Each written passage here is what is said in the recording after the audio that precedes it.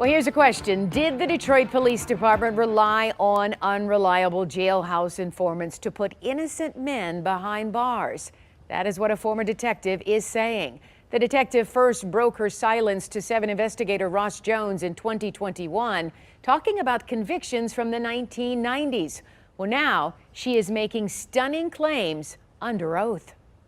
Going through these depositions is really difficult because I'm reliving and hearing about all this bad stuff that they knew was going on and that they done to me. Larry Smith spent 26 years in prison for a murder he did not commit. Now, a former detective involved in his criminal case is detailing under oath the concerns she had about the credibility of multiple witnesses, as well as questionable tactics used by her fellow officers. There were clear civil rights violations going on. We're not guessing anymore. We've confirmed this with sworn testimony. Attorney Jared Adams took the deposition of Monica Childs, a former member of DPD's Squad 7. As we first reported 2 years ago, that squad helped arrest and convict 3 men of murder in the mid-1990s based on alleged jailhouse confessions. All 3 convictions were later tossed out. Under oath, Childs said she was uncomfortable with methods used by some of her DPD colleagues at the time.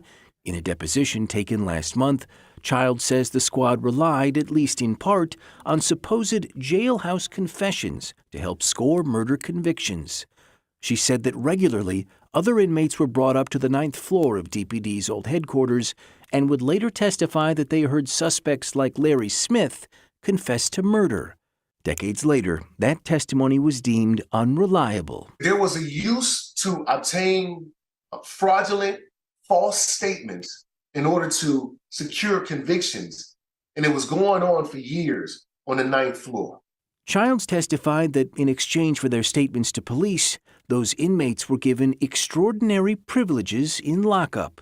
They included, she said, letting inmates visit with their girlfriends, seeing family and friends, getting food or a change of clothes delivered, or using the police telephone to make calls. They had every incentive to keep those enjoyments, and so they did exactly what they were asked to do. Childs was asked under oath, "Is it fair to say that you felt the inmates would tell lies to continue to get those privileges?" Her response, yes.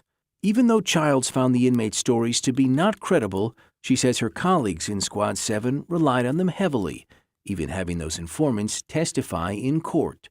Childs said she did not voice her concerns until recently. As Monica Childs has now retired and has an opportunity to look back, she understands that there were moments in time where she could have spoke up louder, but she's not alone.